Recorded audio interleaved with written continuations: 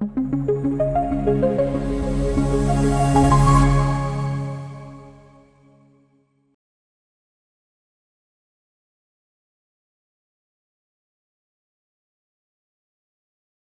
noches, ¿cómo están? Espero que estén muy bien en este martes de una nueva clase de autismo y otros trastornos infantiles. Ayer estábamos hablando de generalidades del neurodesarrollo. Sumamente importante conocer cómo es el patrón típico, cómo es el patrón, digamos, normal, desde la media poblacional, de la adquisición de ciertos hitos, de la adquisición de ciertos periodos críticos y ciertos periodos sensibles. Que de hecho estábamos hablando que en el periodo crítico y el periodo sensible aparece o se da la formación de diferentes aspectos importantes. El periodo crítico mencionábamos que ambos son ventanas temporales. El periodo crítico es un poco más estrecho, una ventana más estrecha en el tiempo, diferente al periodo sensible. Ambos están permeados por lo que hablábamos de la neuroplasticidad. Eso estábamos hablando el día de ayer. Importante tener en cuenta esta parte del periodo crítico y el periodo sensible del neurodesarrollo. Los dos son conceptos que se van a relacionar.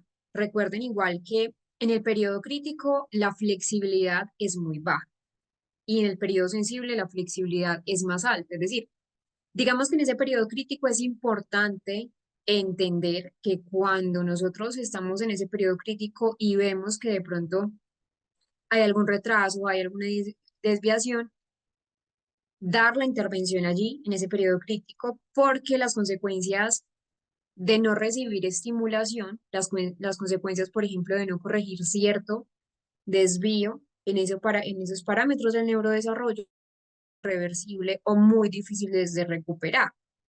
Mencionábamos entonces, por ejemplo, como en el periodo crítico, para esa visión, por ejemplo, binocular, y es importante.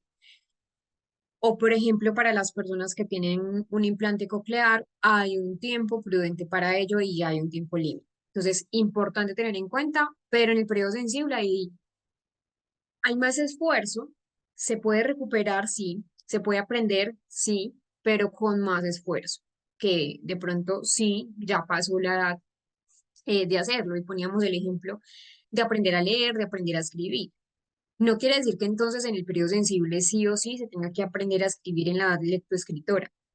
Va el cerebro a estar mucho más preparado. Pero entonces no quiere decir que un adulto nunca pueda leer, aprender a escribir. Claro que lo puede hacer. Con más esfuerzo, va a ser más arduo, pero lo va a hacer. Y ahí es donde hablamos de la neuroplasticidad.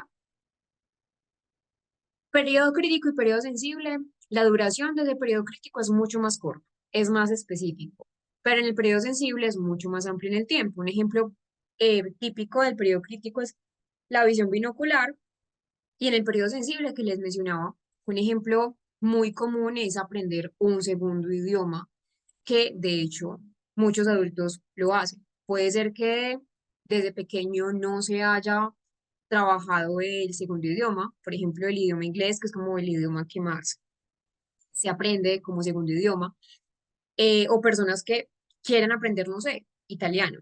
Lo pueden hacer cuando tengan 40, 50, 60, y ahí es donde estamos trabajando esa neuroplasticidad, que les mencionaba que también es importante entender que la neuroplasticidad empieza a trabajarse cuando aprendemos nuevas cosas, un nuevo idioma, un nuevo instrumento, cuando hacemos ejercicio, por ejemplo, cuando hacemos otras cosas, cuando nos vamos, por ejemplo, por otra ruta diferente al trabajo, si siempre tomamos la misma ruta, tomar una ruta alterna para tener nuevos esquemas mentales. Y ahora sí les voy a compartir la pantalla de donde nos quedamos el día de ayer, donde les mencioné que el día de hoy vamos a trabajar lo que es el concepto de pues de la parte del sistema nervioso central. Mencionábamos ayer que no solamente hay periodos críticos, ni solamente hay periodos sensibles en el neurodesarrollo, sino que también hay periodos críticos y periodos sensibles en esa formación del sistema nervioso central.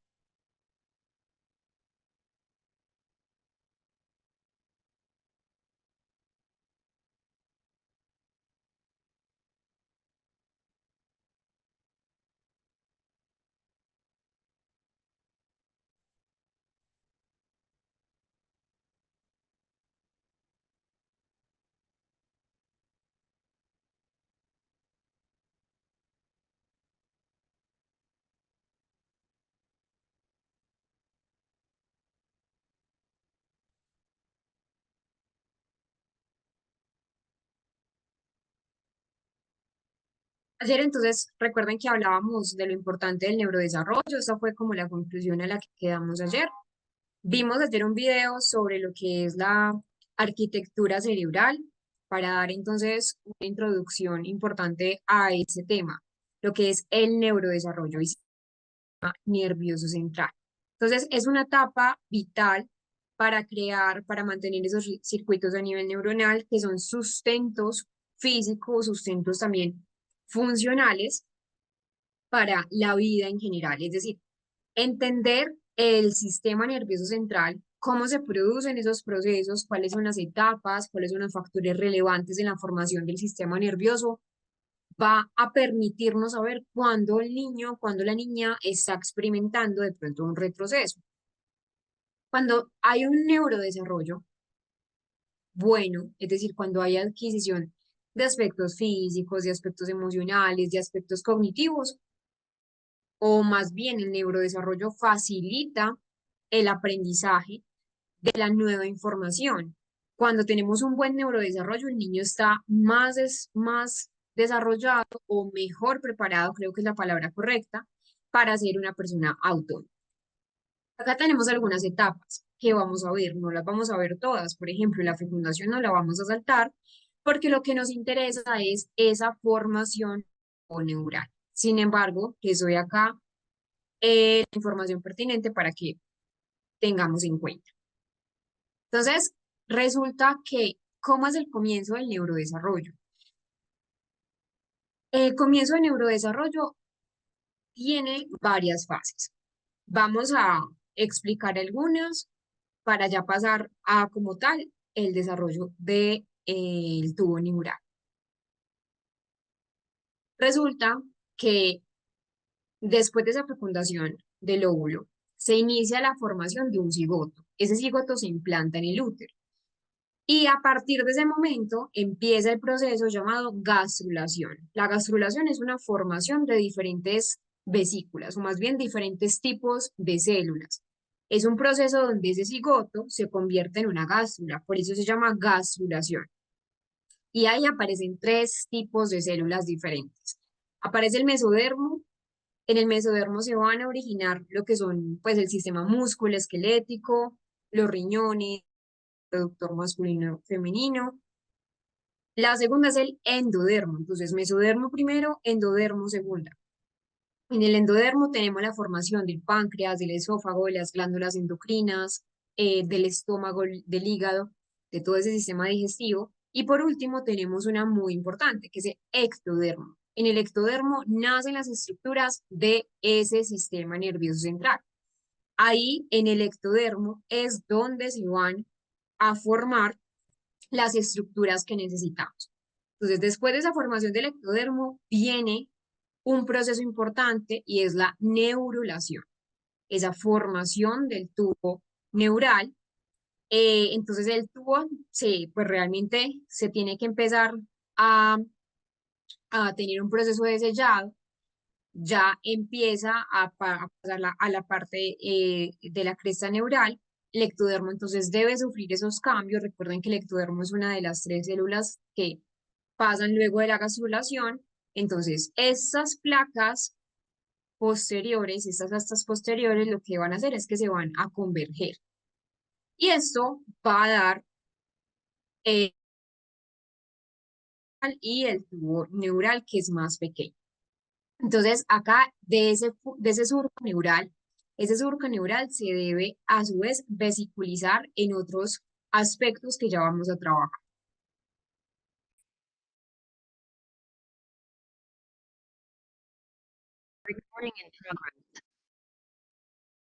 Llega un periodo, como les menciono, muy importante y es el periodo de la neurulación. ¿Por qué es importante? Acá vemos que si no se da un buen proceso de neurodesarrollo, si no se da un buen proceso de pliegue o de sellado del tubo neural, puede dar origen a muchas malformaciones. En este caso estamos viendo en la pantalla dos tipos. Un tipo de malformación que es compatible con la vida, que es el mielomeningocele, y otro que es incompatible con la vida, que es la anencefalia. La anencefalia, entonces, es una ausencia del encéfalo. Y el mielomeningocele es una herniación, es una falta de cierre de esos dos arcos posteriores que les mostré, y eso da origen a la herniación de la médula espinal. Es la forma más grave, creo que muchos también han escuchado pues esto, de lo que es la espina bífida. La espina bífida tiene tres niveles: mielodirrafia, meningocele y meningocele, que es la forma, como les menciono, más avanzada. Todo esto se da, o toda esta parte del proceso de neurulación e inducción se debe dar entre la tercera semana a cuarta semana de gestación, y va a terminar a la sexta semana con esa ya formación del tubo neural. Vamos a ver algunas imágenes. Para muchos quizás pueden ser sensibles, para otros no. Como sé que pues hay mucho tipo de público, coloco una información de imágenes sensibles, y ya saben de pronto que ustedes son personas que son sensibles como a ciertas imágenes, pues de pronto abstenerse a visualizarlas. Esos son los dos tipos de esos aspectos que les mostré, pero ya en una imagen real. Este es la anencefalia, ausencia de encéfalo. Miren acá, es el mielomeningocele. Este es un neonato y este es un mortinato, nació muerto, principalmente porque no podemos sobrevivir mucho tiempo sin encéfalo. Entonces, no es compatible con la vida la anencefalia. Sin embargo, hay pocos casos donde la anencefalia ha sido parcial, y hay niños que han podido nacer con signos vitales, como es el caso de Jackson. Jackson fue un caso muy famoso porque sus padres incluso empezaron como a documentar su vida, a documentar de pronto sus dificultades. En Facebook le hicieron una cuenta, lastimosamente. Jackson ya falleció hace algún tiempo, pero podemos ver cómo son las dificultades cuando una persona de Jackson.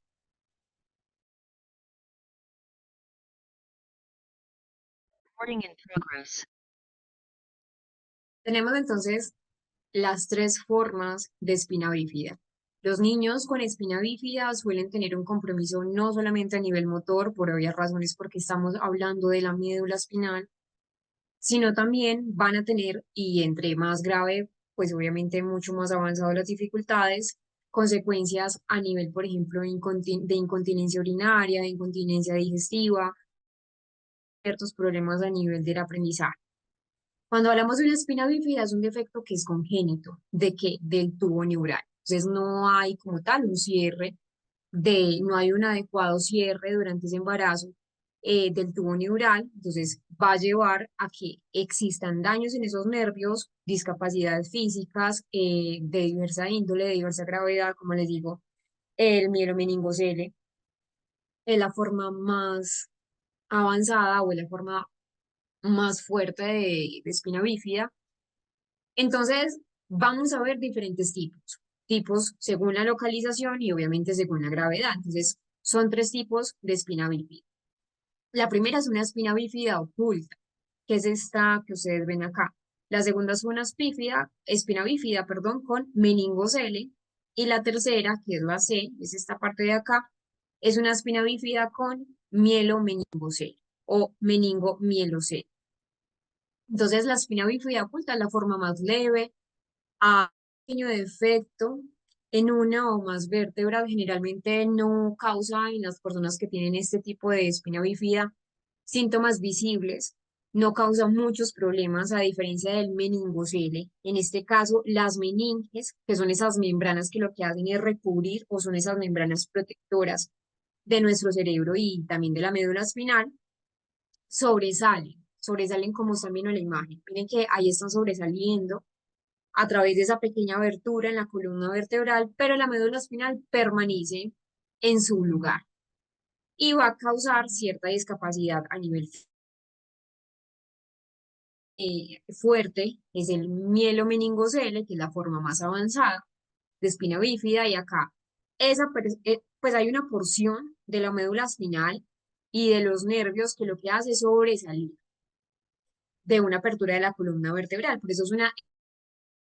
Y acá en el mielomeningocele sí hay discapacidades significativas. Entonces no solamente va a haber una discapacidad a nivel físico, sino que van a haber problemas en las ligas, en el control de los intestinos. puede haber también una dificultad en esa parte del proceso de aprendizaje. Entonces, la espina bífida como tal no tiene una única causa, pero sí se sabe que hay una dificultad en ese cierre del tubo neural.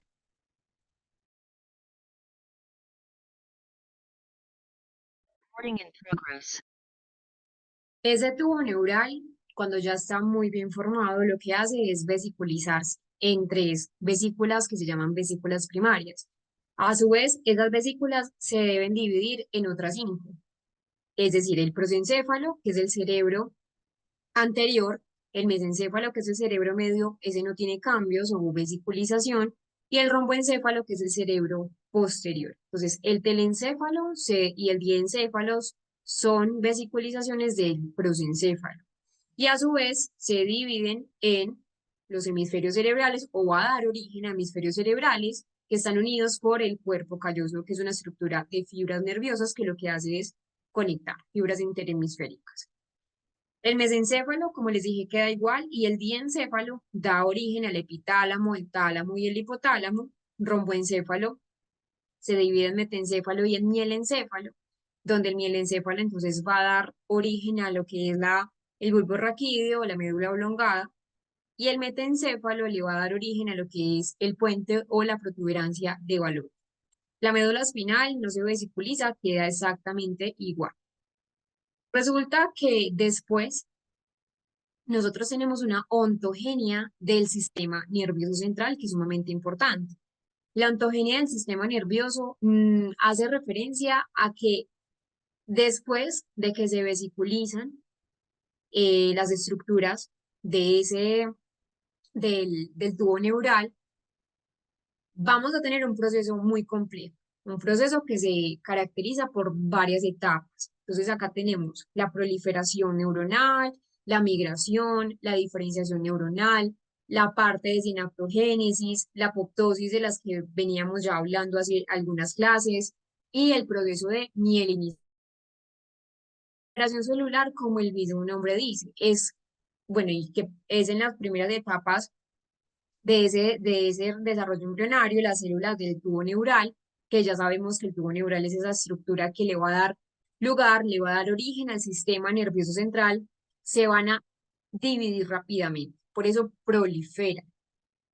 Van a generar dos tipos de neuronas, los neuroblastos y los glioblastos. Los neuroblastos le van a dar origen o son las precursoras de las neuronas, y el segundo tipo, que son los glioblastos, de las células gliales o las células glías. Esto ocurre principalmente en la zona ventricular del tubo.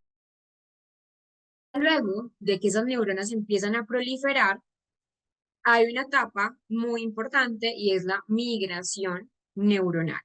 Entonces, esas celulitas que apenas están formando, que apenas están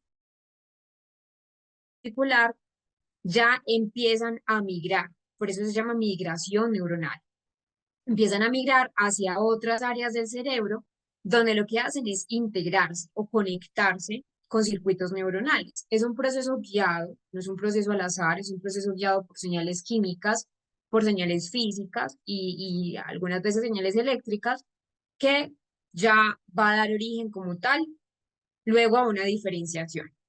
La diferenciación ya es una vez que las neuronas alcanzan su destino previo a la migración, es decir, cuando las neuronas ya han migrado a las zonas donde necesitan estar, ya lo que van a hacer es diferenciarse en tipos de células o tipos de neuronas. Entonces están, por ejemplo, las neuronas piramidales, las interneuronas, las motoneuronas, las neuronas sensitivas, las neuronas de Purkinje. En esta fase es donde ya las neuronas se van a especializar según su función. Luego tenemos una etapa, que es la cuarta etapa, donde llega la sinaptogénesis. Esa sinaptogénesis es que a medida que esas neuronas van madurando, van teniendo conexiones nerviosas en sí mucho más avanzadas. Ahí es donde llega la sinapsis. Por eso se llama sinaptogénesis. Entonces, la sinapsis es mucho más activa en esos primeros años de vida, es decir, la sinaptogénesis es más activa en esos primeros años de vida, Y lo que habíamos hablado ayer está asociada a plasticidad cerebral, lo que hace que nuestro cerebro responda al medio, que nuestro cerebro se adapte a los estímulos que tenemos en pues en el exterior. Y llega una etapa que es la muerte celular programada. ¿Qué es la apoptosis? No todas las neuronas formadas al principio, no todas las neuronas que proliferaron se desarrollan temprano, pues que se desarrollan temprano sobreviven. Hay unas neuronas o hay unas conexiones neuronales que son muy poco funcionales, entonces esas conexiones se van a eliminar. ¿A través de qué? A través de esa muerte celular programada, que es la apoptosis, es un proceso que sí o sí se debe dar, es esencial para la poda neural, donde esas conexiones, como les menciono, solo las conexiones necesarias van a estar allí volviéndose más fuertes y dando mejor eficacia o eficiencia a ese sistema nervioso central. Hay algo importante y es la mielinización. No lo pongo ahí, pero la mielinización es fundamental. Ah, bueno, sí, está en la parte, en la penúltima. Las glías, principalmente lo que son los oligodendrocitos, eh, en el sistema nervioso central y las células de Schwann en el sistema nervioso periférico, lo que van a hacer es envolver los axones neuronales en una capa de mielina. La mielina es una banda, o más bien es una capa lipídica, que lo que hace es que los impulsos eléctricos entre una neurona y otra neurona sean mucho más, o la conducción sea mucho más eficaz. Entonces, este proceso comienza en esa medida durante el tercer trimestre de embarazo y continúa hasta la progresión en la mielinización, que también tiene que ver con esos periodos críticos del desarrollo y con esos periodos sensibles, pero sobre todo esos periodos críticos. Es decir, primero se van a mielinizar las áreas que están relacionadas con funciones básicas, control motor, las sensaciones primarias, y ya esas áreas corticales que se van a asociar con funciones más avanzadas o más complejas, como el lóbulo frontal, se van a ir mielinizando más paulatinamente. Hay muchísimos factores, hay muchísimos factores que van a influir Hace referencia. en la poda neural o en general en el neurodesarrollo. Primero, por ejemplo, tenemos factores genéticos, reguladores claves que lo que van a hacer es controlar ese desarrollo de estructuras y las conexiones neuronales. Pero como les había mencionado, si yo ya tengo un niño que está predispuesto genéticamente a tener muy buen neurodesarrollo, pero está en un ambiente prenatal donde no hay nutrición, donde hay estrés materno, donde el niño está expuesto de pronto a toxinas, va a influir negativamente en ese neurodesarrollo, lo que es la epigenética. Entonces, tanto ambiente prenatal como ambiente postnatal son importantes. La estimulación sensorial en lo postnatal, una buena nutrición. La nutrición, de hecho, impacta bastante en la plasticidad neuronal, las experiencias que tenga el niño, las experiencias tempranas, genera o no un buen establecimiento de conexiones a nivel sináptico.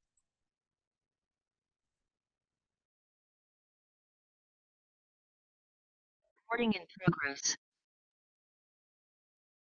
Cada una de las fases que acabamos de observar va a tener entonces ciertas alteraciones, ciertos trastornos. Entonces, cuando hablamos de alteraciones en la proliferación, tenemos la microcefalia. La microcefalia es un cerebro más pequeño, es un tamaño de la cabeza del bebé, el recién nacido, significativamente pues, más pequeño el promedio en relación a la edad y en relación pues, al sexo biológico. Y eso se debe a que, claro, el cerebro no se desarrolla adecuadamente, el cerebro dejó de crecer, lo que lleva a un cráneo y a un encéfalo considerablemente mucho más pequeño del que debería tener. Aquí es un cerebro con un tamaño típico y acá aparece la microcefalia. Entonces aparición no solamente a un encéfalo pequeño, sino que el cráneo también es mucho más estrecho. Es un tamaño muy reducido del cerebro, entonces el perímetro craneal es menor de lo esperado. Y claro, esto va también a alterar no solamente ese desarrollo cerebral, el desarrollo cerebral de hecho en la microcefalia está comprometido, varios tipos o varios niveles de gravedad. No todos los tipos de microcefalia tienen la misma afectación, pero sí la microcefalia va a estar asociada con retrasos en el desarrollo motor, en el desarrollo cognitivo, aunque en muchos casos de pacientes con microcefalia pueden tener un desarrollo cognitivo que puede estar relativamente preservado. Van a tener ciertas dificultades, pero en algunos, no en todos. Y también lo que les mencionaba, hay grados de severidad. Entonces puede ser leve, moderado o grave.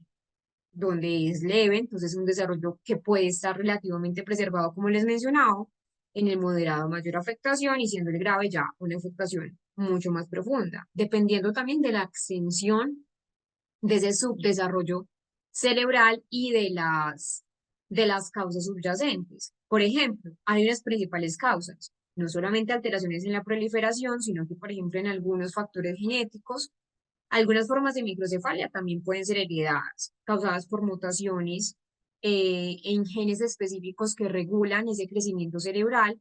Ya hemos hablado de lo que es el síndrome de Rett, donde también puede haber microcefalia, o en el síndrome de Cornelia-Lange, donde puede también haber como tal microcefalia. No son los únicos factores genéticos que también desencadenan microcefalia, sino, por ejemplo, una infección durante el embarazo. Como habíamos hablado, una madre, pues una gestante, va a estar, por ejemplo, en más riesgo cuando se desarrolla todo el sistema nervioso central, que eso era lo que veíamos en la clase del día de ayer. Y, por ejemplo, infecciones durante el embarazo, como el virus del Zika, también se ha relacionado mucho con el citamegalovirus, el virus de la robeola, la toxoplasmosis, van a interferir en ese desarrollo o más bien en ese crecimiento del cerebro del feto. Entonces es importante, infecciones, los tóxicos también. Entonces, cuando hay una exposición prenatal a sustancias tóxicas como una madre que consume alcohol o una madre que consume sustancias psicoactivas o a ciertos medicamentos, que ayer me preguntaban eso, una pregunta que me hacían ayer era, bueno, profe, si el autismo o una madre que esté en proceso de gestación puede causar autismo, como tal, no genera autismo, pero sí puede generar alteraciones, por ejemplo, como esta, como la microcefalia, cuando la madre está muy expuesta de pronto a medicamentos psiquiátricos que son fuertes, que obviamente pues también la van a afectar. No solo esto, sino por ejemplo a veces también podemos ver problemas en el suministro de sangre al cerebro, pues al feto, o condiciones muy extremas como una desnutrición materna, que sabemos pues que igual los niños se van a, pues también van a tener el suministro de nutrientes a través de la madre. Entonces, claro, si la madre va a estar comprometida a nivel biológico, a nivel nutricional, pues el niño también. Entonces es importante tener presente eso. No solamente eso, sino, por ejemplo, complicaciones en el embarazo. Entonces, si hay falta o si hubo falta de oxígeno durante ese proceso de parto, puede ser que el niño nazca con un perímetro cefálico típico, pero empieza a dificultar ese crecimiento. La preeclampsia también puede generar, eh, es más bien, puede limitar ese desarrollo cerebral. Entonces, como les mencionaba, también hay retraso en ese desarrollo. En general, muchos niños tienen retrasos en el desarrollo cognitivo, en el desarrollo del lenguaje un poco más lento, en la parte motora. Puede estar acompañada de esa microcefalia de lo que es la espasticidad. La espasticidad es una rigidez muscular, pueden haber convulsiones, dificultades cognitivas que creo que ya se las había mencionado y mentales. Tenemos otra alteración en la proliferación y es la hemimegaloencefalia. Miren que acá en la neuroimagen tenemos que hay un cerebro, perdón, un hemisferio en el cerebro mucho más grande que el otro. Es como si fuera un poco más abultado. Entonces, es un cerebro que tiene un hemisferio más grande que el otro. Uno que tiene un tamaño típico y el otro que tiene un tamaño significativamente mucho más elevado. Entonces, claro, va a provocar dificultades a nivel general. Hay, de hecho, convulsiones severas, dificultades en el neurodesarrollo. Entonces, es un aumento asimétrico del cerebro. Un hemisferio cerebral es considerablemente y visiblemente, lo ven ahí, más grande que el otro. Y esta asimetría es lo que produce que existan convulsiones, que de hecho pues es uno de los síntomas más comunes en la hemimegaloencefalia, y por lo regular es una epilepsia refractaria, que son convulsiones difíciles de controlar con medicación. Y también hay una grave afectación en ese retraso en el desarrollo. Tenemos el siguiente, que es la lisencefalia. Esa es una alteración en la migración neuronal. La lisencefalia, miren que tenemos pues acá un cerebro que es liso completamente. El cerebro debería tener aquí surcos, debería tener circunvoluciones. Miren que, por ejemplo, acá no hay como tal los giros. Entonces, los niños empiezan también a tener dificultades a nivel cognitivo. Siempre es muy importante un diagnóstico temprano. ¿Para qué? Para que puedan tener o se les pueda ofrecer una intervención temprana y se puedan trabajar muchos aspectos. Vamos a ver un caso, cómo entonces un diagnóstico temprano permitió que sea un caso de éxito de Odín. Odín es un niño en España que ha tenido pues realmente un éxito maravilloso en su recuperación. Recording in progress. Vamos a hablar de un tema fundamental y es la evaluación diagnóstica y esos objetivos de intervención en el trastorno del espectro autista. Recording in progress. La evaluación diagnóstica es importante que no solamente nos basemos en lo que son los criterios diagnósticos, sí son importantes porque ya lo hemos revisado, pero también debemos complementarlo con otros tipos de evaluaciones, como es el perfil de funcionamiento cognitivo, cómo son las habilidades adaptativas. Acá, por ejemplo, en habilidades adaptativas podemos usar Vineland o podemos usar el ABAS-2, cómo es esa parte sensorial, cómo son las habilidades motoras, en general, cómo son todas las habilidades que rodean a la persona con autismo. Entonces, no es solamente una lista de chequeo de criterios diagnósticos del DSM-5 o en el caso del CIE-11, recuerden que la idea es que sean las dos, sino todo un enfoque, y la idea es que también sea un enfoque multidisciplinar.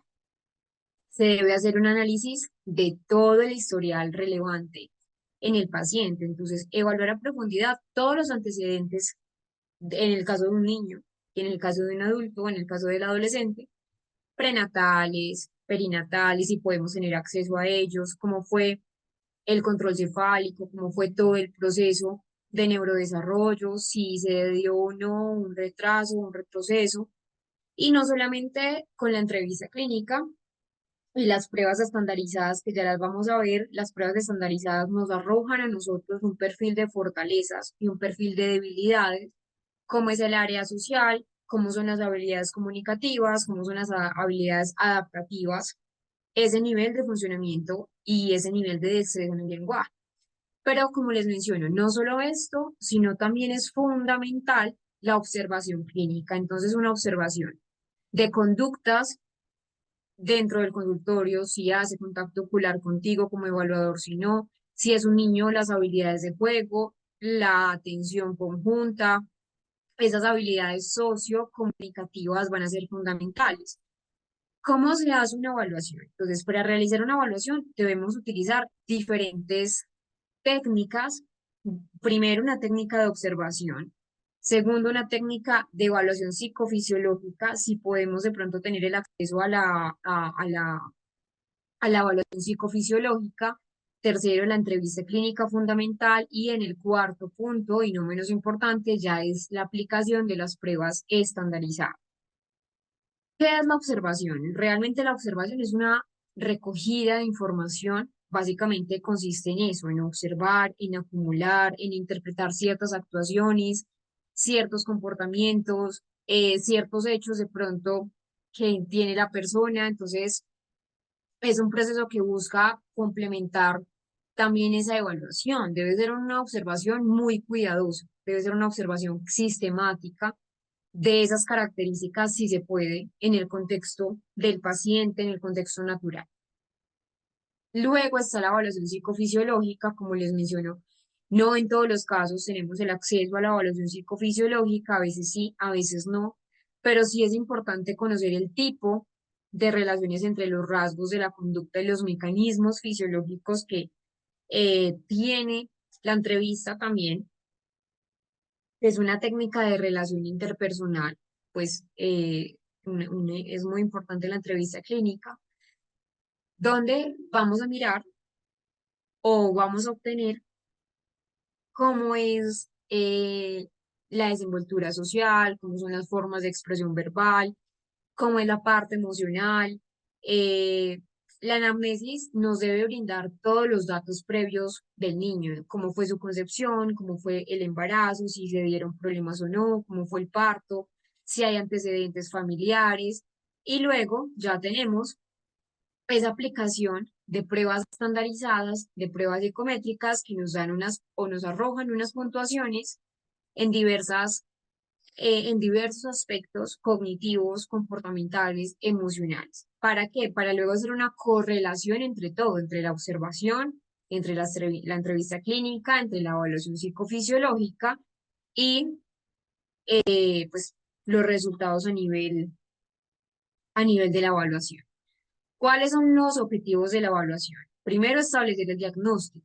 Segundo, identificar las fortalezas y debilidades.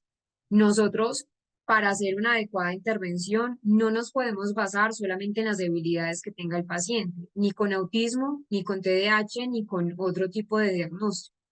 Nos debemos basar en las fortalezas y las debilidades. Trabajar las debilidades, pero fortalecer mucho más esas áreas de mayor rendimiento. Vamos a detallar también esa experiencia fenotípica, establecer el perfil de funcionamiento base. Siempre debemos comparar cómo llega el paciente a la evaluación, cómo está durante la evaluación y cómo está post-evaluación. La idea es que obviamente sea una curva creciente. ¿Por qué nos permiten o por qué debemos hacer o por qué debemos establecer ese perfil de funcionamiento? ¿Para qué? Para tener esa línea base y luego evaluar ese progreso en la intervención que estamos teniendo. Entonces, lo primero en los objetivos de evaluación es establecer el diagnóstico a partir de la conducta, a partir de la observación. No solamente nosotros, eso es un complemento, es decir, nosotros no podemos dar un diagnóstico, por ejemplo, de autismo, de TDAH, de trastorno específico del aprendizaje, solo y únicamente con neuroimágenes, con electroencefalograma. No, la idea es complementarlo, son un complemento, pero no es una prueba diagnóstica únicamente, en este caso. En otros casos cambia la situación. Entonces son complementarios, pero no se requieren completamente para hacer un adecuado diagnóstico. Y también es esa evaluación desde lo psicológico, neuropsicológico, mirar cómo es ese desarrollo adaptativo sobre todo, cómo es el habla y la comunicación y cuáles son esos pilares esenciales en el autismo. Recording in progress. Vamos a hablar de cómo es esa evolución y cómo es el pronóstico del trastorno del espectro autista. Así como es el diagnóstico, el pronóstico y la evolución va a depender de la individualidad de cada persona. Ya sabemos que el autismo es muy heterogéneo en cuanto a esas manifestaciones o esa presencia clínica, en tanto el funcionamiento cognitivo es diferente en cada persona del lenguaje, es diferente en cada persona incluso en lo que es la teoría de la mente, en esas habilidades adaptativas. Cuando hablamos, por ejemplo, en la infancia temprana, la evolución del autismo, ahí es donde podemos ver un desarrollo del lenguaje, en este caso contacto visual, pero sí hay factores que van a influir en ese pronóstico. Por ejemplo, el nivel de funcionamiento cognitivo, lo que es el coeficiente intelectual. Dentro de un CI del rango promedio superior, rango promedio va de 90, 110, 109, 110, de ahí para arriba se considera entonces ya que está superior al promedio, se va a asociar con un mejor pronóstico en esas habilidades para la independencia, en esas habilidades adaptativas. El lenguaje funcional de pronto antes de los 5 años es uno de los mejores predictores para una evolución que sea favorable. Lo mismo que les mencionaba, no quiere decir entonces que es una persona con autismo no fue verbal a cierta edad, ya no puede volver a ser verbal. No, esto va a depender. Y también esas intervenciones tempranas y continuas. Esa detección y esa intervención del autismo antes de los 4 años mejora notablemente esos resultados que vamos a obtener, por ejemplo, en rehabilitación neuropsicológica, en intervención ABA, sobre todo en esa parte de fonobiología con el lenguaje, la autonomía, la regulación emocional, y también depende si hay presencia o no de comorbilidades. Entonces, epilepsia, si por ejemplo hay comorbilidad con el autismo sindrómico, X frágil, síndrome de Angelman, síndrome de Williams, síndrome de Rett, si hay por ejemplo también, que es muy frecuente, TDAH, ansiedad, van a complicar de pronto ese pronóstico porque ya son dos aspectos que debemos trabajar. En este caso, por ejemplo, el autismo y la comorbilidad. El entorno familiar es un factor sumamente crucial, es decir, el entorno familiar es clave. Un entorno que sea estructurado, un entorno que provea al niño o a la niña o a la persona con autismo con apoyos constantes, con adaptaciones curriculares, por ejemplo, en el caso educativo, y que los padres también fomenten esa parte de la adaptación, eh, que sean padres de pronto que no limiten, sino que sean padres que trabajen esa autonomía, van a mejorar la calidad de vida. Entonces, la pregunta que creo que me han hecho muchos es, bueno, una persona con autismo puede mejorar, si está en grado 3 puede pasar a grado 2 o si está en grado 1 puede pasar, perdón, grado 2 puede pasar a grado 1. Sí, muchas personas con autismo presentan de hecho muchos avances, avances que son notorios, avances que son significativos, especialmente cuando se les da la intervención adecuada. Eh, Siempre se debe hacer un análisis individual de cada caso, porque cada caso depende de un apoyo adecuado. Miren que, por ejemplo, los trabajos o los casos clínicos que nosotros veíamos de pacientes con autismo en grado 1, todos son diferentes entre sí. En grado 2, todos los casos que hemos visto son diferentes entre sí.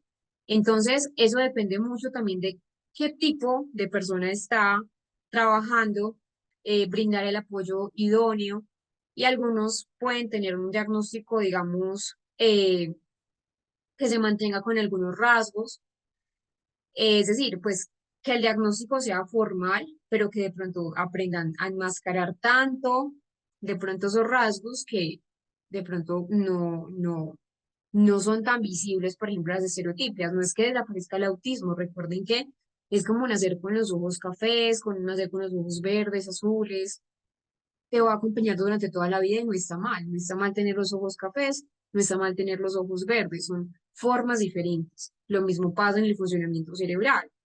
Pero sí es importante hablar que eso depende de muchos aspectos. Por ejemplo, hay personas que logran tener una vida completamente independiente, logran ser sumamente funcionales, y otros continúan necesitando más apoyos en esa vida adulta, pero pueden tener un buen nivel cognitivo. Entonces, en conclusión, ese pronóstico del autismo es muy variable, no es fijo.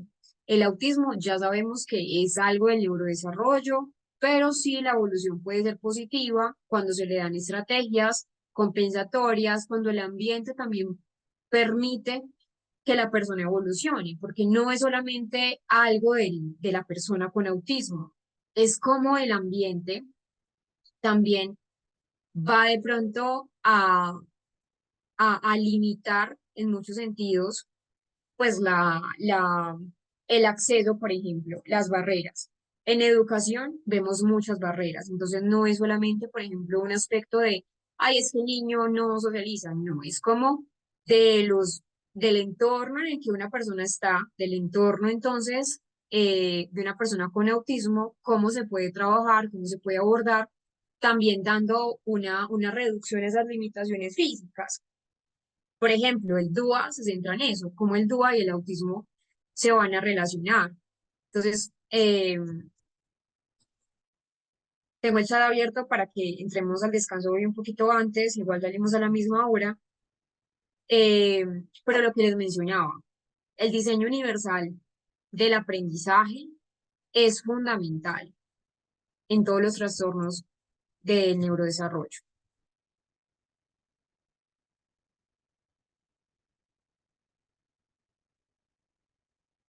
Bueno, María José, eso es un caso que habría que evaluar. Como te menciono, cada caso es individual. Habría que mirar cómo ha sido la evolución.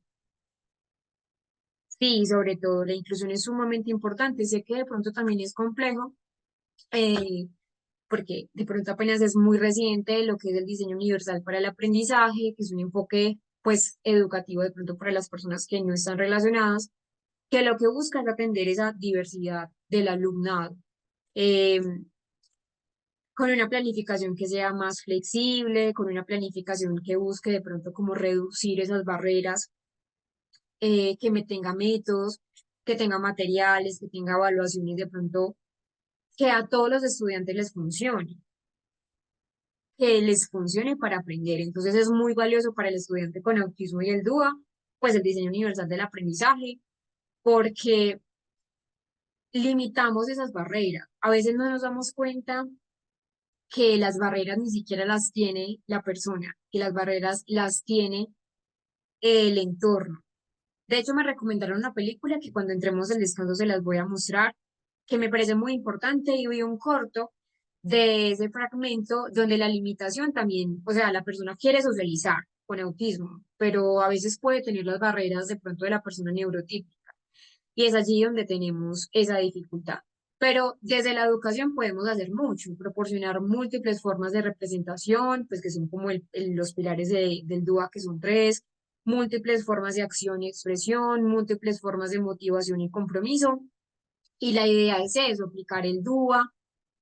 Por ejemplo, en el DUA, para estudiantes con autismo, favorece la inclusión real en el aula, porque no se trata de excluirlos, no se trata, por ejemplo, de, de hecho acá, pues, entre otras cosas, yo trabajé en una parte de educación y es, digamos, triste o frustrante. Sé que de pronto en la formación de la educación, quizás en algún entonces, pues estoy hablando de pronto de hace muchos años, de pronto a los maestros no les daban una conciencia como ahora de pronto los docentes lo tienen.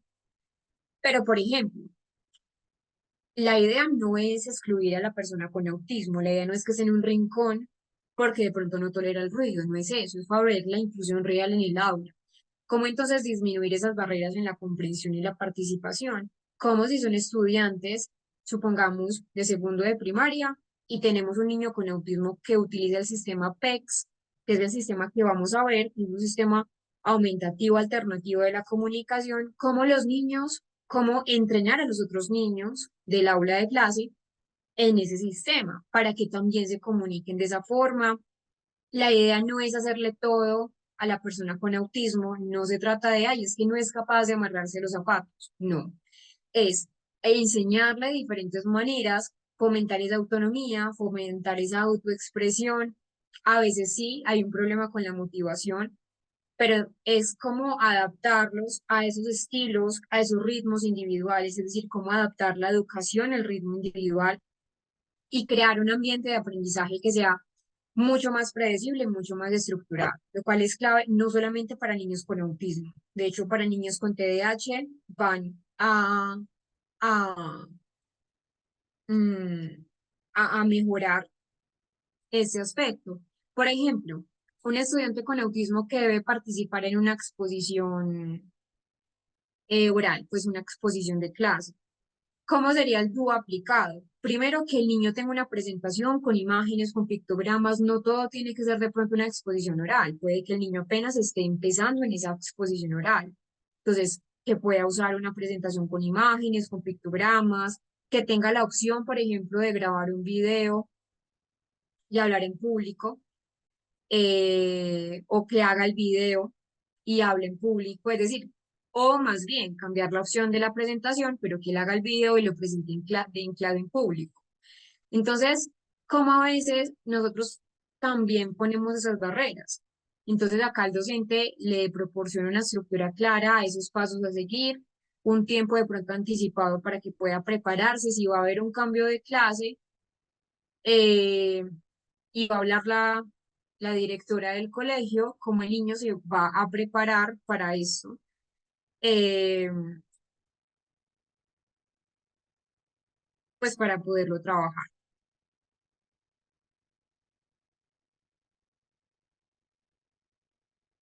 Juliana, ¿por qué? Porque no estaba de acuerdo la inspectora. ¿De qué país nos hablas?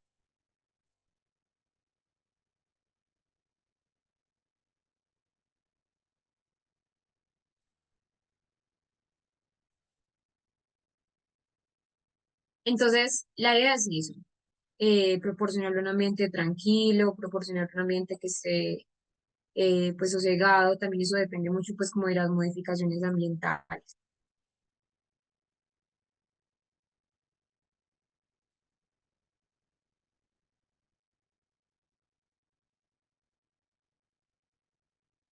O sea, como que el colegio no pueden enseñar algo que no saben usar, o el niño no, si quieres me cuentas del contexto para de pronto tener como más información. Bueno, María del Pilar nos pregunta, ¿por qué los niños con autismo, por qué los niños o niñas autistas les agrada y llama la atención el agua? Esto depende, no a todos, ¿cierto? Pero también depende mucho porque tiene que ver con esa parte de los estímulos sensoriales, esa atracción, esa fascinación por el agua. De hecho, es un fenómeno común, no a todos, pero sí es muy común que se ha podido observar. Y tiene que ver porque hay un estímulo sensorial que es agradable. Es decir, hay varias explicaciones. Primero, es un estímulo sensorial agradable. El agua para todos es bueno para el tacto. Entonces, ya sabemos que las personas con autismo suelen procesar los estímulos sensoriales de forma eh, diferente. Entonces, como el agua es suave, como el agua es constante o sumergir, por ejemplo, las manos o nadar, dejar que la corriente corra entre los dedos, es un estímulo sensorial que les gusta, o el sonido del agua, que tiene sonidos muy rítmicos, la luz, los movimientos. Entonces, también es un efecto regulador emocional. Como tal, no en todas las personas con autismo. Es decir, no a todos los niños con autismo ni a todas las personas con autismo les va a gustar el agua, pero sí es un aspecto que a nivel general se ha podido pues como ver. Vamos a ir al descanso un poco antes, pero igual no va a afectar la parte de la clase, no se preocupen. Antes de ir al descanso, les voy a mostrar la información, una información fundamental.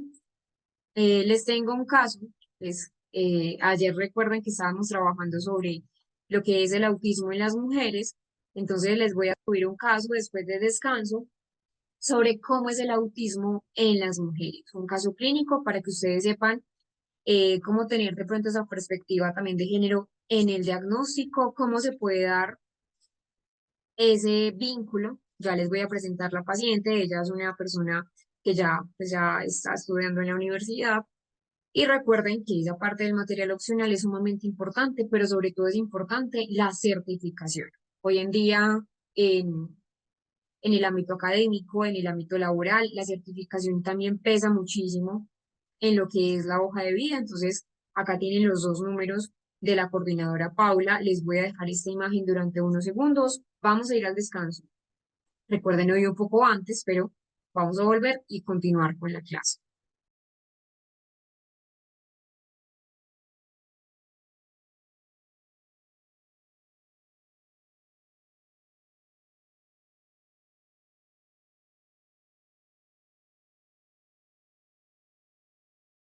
Bueno, tenía algunas fallas técnicas, pero continuamos con la clase.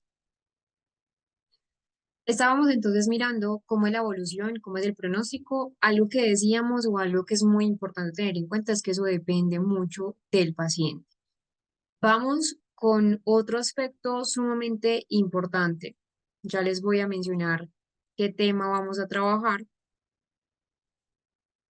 Esto de las pruebas de evaluación neuropsicológica que son más utilizadas en el trastorno del espectro autista. Entonces, como ya hemos visto, no solamente es una lista de chequeo, no solamente vamos a trabajar con esto sí, esto no, eso sí, esto no, no es solo eso. La idea también es mirar cómo son las funciones ejecutivas, porque también hemos visto que hay ciertas alteraciones en funciones ejecutivas, evaluar centrados o hacer una evaluación también centrada en la teoría de la mente, cómo es el nivel de funcionamiento cognitivo general, ya luego pasar a pruebas más estandarizadas centradas en el autismo, que en este caso es el A22, o también tenemos el ADR, que es una entrevista clínica. Entonces, para hacer un buen diagnóstico de autismo, necesitamos mirar o necesitamos apoyarnos en varios aspectos fundamentales de la persona con trastorno del espectro autista. Para eso tenemos varias herramientas. Primero, instrumentos de rastreo, o más bien instrumentos que también se llaman instrumentos de cribado. Luego tenemos que utilizar instrumentos diagnósticos, pruebas psicológicas, pero también esa observación y el juicio clínico es más que fundamental.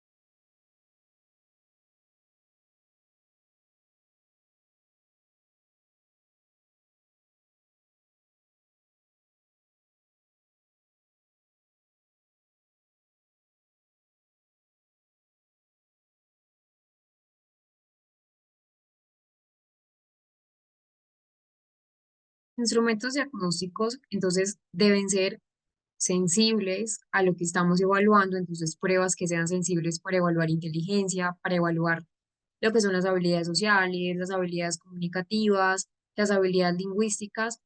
Estos dos que ustedes ven acá, que es el ADR y el A22, son las pruebas más sensibles que tenemos en autismo. No son las únicas pruebas, yo les había dicho el primer día que nosotros vamos a trabajar unos instrumentos de cribado y unos instrumentos de confirmación diagnóstica. En este caso tenemos otro que no es diagnóstico. Vamos a empezar con el MChat. El MChat no es un instrumento, digamos, de diagnóstico, es más bien un instrumento de cribado. ¿Qué es de cribado? Es decir, de screening. Es la primera parte que nosotros tenemos que utilizar o la primera señal de alarma, si lo queremos ver así, para poder saber si una persona tiene autismo o no. Entonces, el MChat es un test que es igual, muy confiable, aunque sea de screening o de tamizaje sumamente eh, sensible para la detección de los síntomas relacionados con el trastorno del espectro autista. Nos ayuda a una primera detección. Por eso hablamos de un screening. El screening es una primera detección que si de pronto vemos que ya en esa escala de semáforo que se las voy a explicar, el niño, la niña o pues principalmente es hasta los 30 meses, necesita pues un apoyo o una evaluación mucho más profunda, ya llevarlo a un diagnóstico más especializado. Pero como tal, el diagnóstico temprano se debe hacer, el MChat no se encamina a esto. Acá tenemos el MChat, como les menciono, está en escala, riesgo bajo, riesgo medio o tenemos riesgo alto. Entonces, ¿qué es el MChat en general? Realmente nos da esos signos tempranos en el trastorno del espectro autista, va desde los 16 hasta pues entre 16 y 30 meses de edad. Entonces, como tal, no es una prueba de diagnóstico, importante tenerlo presente, es una herramienta de ayuda para detectar esas señales de alarma que van a justificar una evaluación diagnóstica más profunda, con A22, con ADR y con otras pruebas neuropsicológicas. Entonces, ¿cómo funciona el MCHAP? Es un cuestionario, ya se los voy a mostrar, es un cuestionario que va dirigido a papás o dirigido a los cuidadores principales, pues a las personas que estén siempre cerca del niño o la niña que ya hay una sospecha de autismo. Son 20 preguntas. Las preguntas son cerradas, se los voy a explicar acá. Miren que son 20 preguntas cerradas, es decir, si son preguntas cerradas, que evalúa comportamientos, por ejemplo, los intereses sociales, entonces el contacto visual, la respuesta al nombre, evalúa también esa comunicación temprana, donde vemos si el niño señala, si tiene esos comportamientos protohiperactivos, protodeclarativos, si comparte un interés o si tiene atención conjunta o no, si hay juego simbólico, si hay juego imaginativo, si hay una reacción sensorial o conductas que pueden ser vistas como repetitivas o como estereotipadas. Y ahora sí me voy a volver a esta parte de cómo se interpretan. Es una escala semáforo, riesgo bajo verde, riesgo medio amarillo, riesgo alto, es que ya debemos parar, no debemos, digamos, hacer caso omiso a la puntuación. Entonces, acá el cuestionario tiene unos puntos de corte. Esos puntos de corte nos permiten clasificar ese riesgo en estos tres niveles.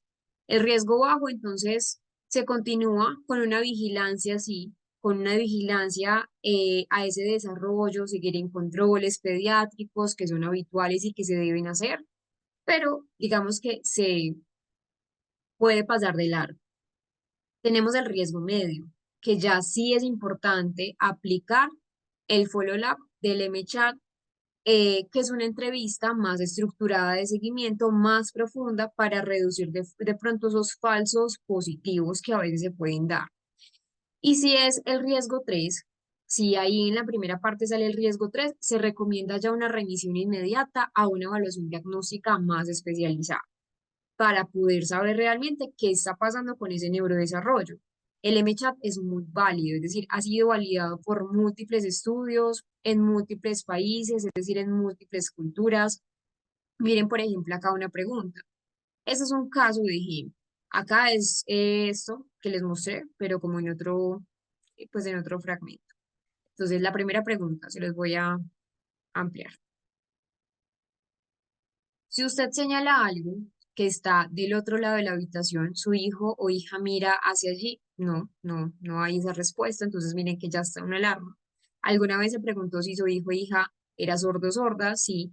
Muchas veces los padres de familia tienen como este, digámoslo así, criterio, pero es principalmente porque como no hay, y eso ya lo habíamos visto en los signos de alarma, como los niños con autismo suelen de pronto no responder al nombre o no responder inmediatamente cuando los llaman, muchos padres de familia lo primero que piensan es, bueno, mi hijo no escucha, no escucha bien. Pero no es que no escuche bien, sino que de pronto tiene un trastorno del espectro autista. Entonces, digamos que la primera eh, parada, si lo queremos ver ahí, o de esa manera, los primeros padres, lo primero que hacen los padres es de pronto llevarlo al otorrino para ver si el niño tiene un problema auditivo. Cuando descartan un problema auditivo, ya ahora sí hay una sospecha diagnóstica de autismo, porque realmente lo primero que los padres piensan es mi hijo no escucha bien. Entonces, así sucesivamente con cada una de las preguntas. Miren, por ejemplo, en este caso, la persona puntuó 12. Si nos vamos acá, 12 ya es un alto riesgo. De 8 a 20 puntos ya es sumamente importante llevar al niño a una evaluación más especializada. Entonces, como les mencionaba, el MCHAP tiene una alta sensibilidad. Obviamente, como toda prueba, se pueden generar falsos positivos. Por eso es muy importante saber cómo se aplica el MChat, no solo cómo se aplica, sino cómo se califica, cómo se interpreta, tener un complemento que es el MChat Follow Lab, donde antes de derivar al diagnóstico clínico formal, la idea es saber si realmente el MChat fue una prueba sensible. El MChat ha demostrado ser muy útil como una primera línea de tamizaje, o más bien de cribado, en programas de atención primaria, porque permite una primera detección como una primera puerta, una primera parada para detectar el autismo antes de los 2 años. Ya mirar si necesita intervenciones tempranas. Hay algo fundamental a tener en cuenta en el MChat y es que el resultado positivo no significa que ya una persona pueda tener autismo. Es decir, si una persona de pronto tiene un puntaje, en este caso, miren que la persona puntuó 12, no quiere decir, ah, ya, la persona tiene autismo, no, porque el MChat nos da es solamente un cribado, como una luz en el camino de qué hacer. Entonces, importante tener en cuenta No podemos diagnosticar autismo solo con MChat. Sí me da para mí, digamos, una luz blanca para poder o necesitar explorar más. Se puede aplicar tanto en entornos clínicos, tanto en entornos educativos o para chequeos pediátricos de rutina, a diferencia de otras pruebas que ya vamos a conocer. Es muy fácil realmente de aplicar, incluso en menos de 10 minutos.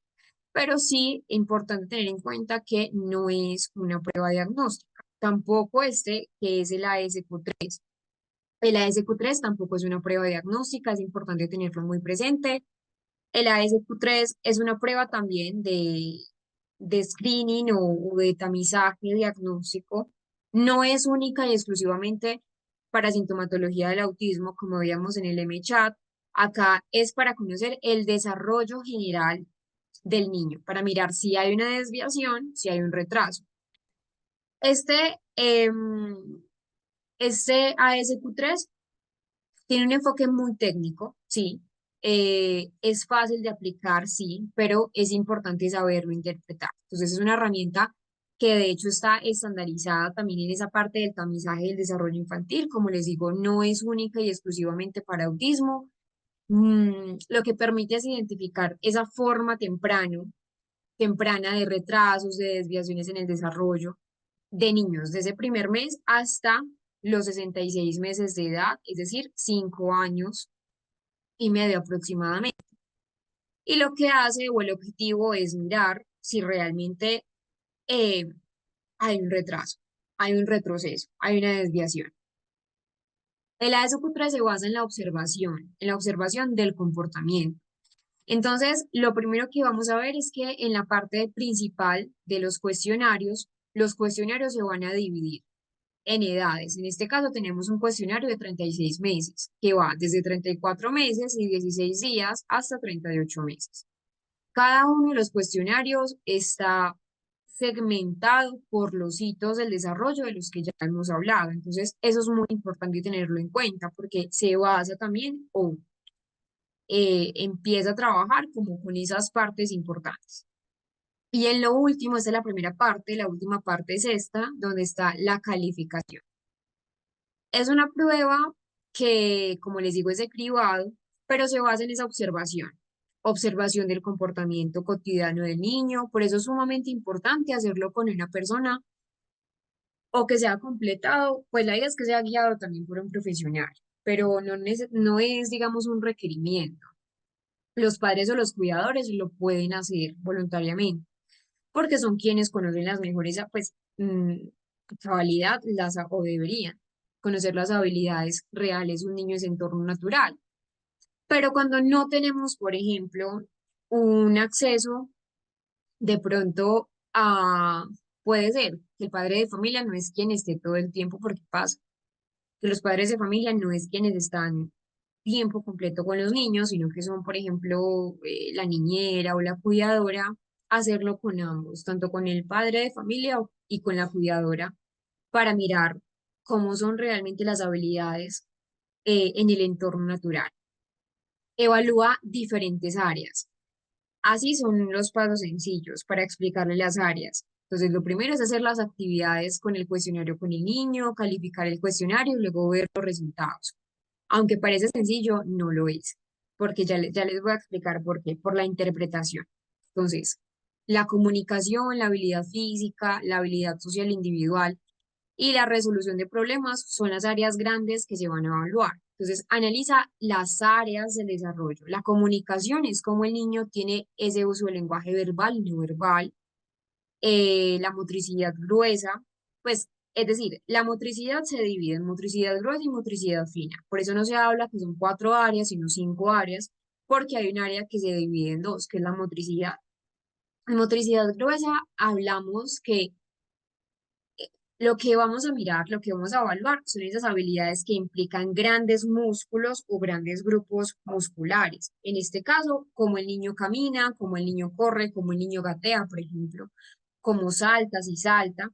En alguna parte del cuestionario, por ejemplo, de 36 meses, es como el niño lanza una pelota, ya sería eso más de coordinación ojo-mano, de motricidad fina, agarrar objetos, usar utensilios.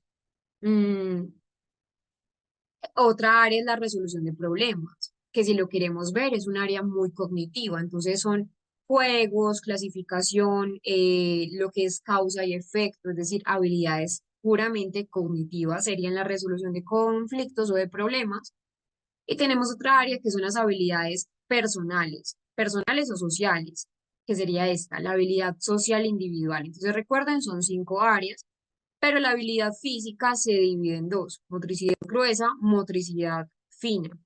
En esas habilidades que les mencioné que son personales y sociales, como es la autonomía, cómo interactúa con otros niños, cómo es el cuidado, por ejemplo, de sí mismo, es muy fácil de aplicar. En este caso, miren, estos son los ejemplos que tenemos.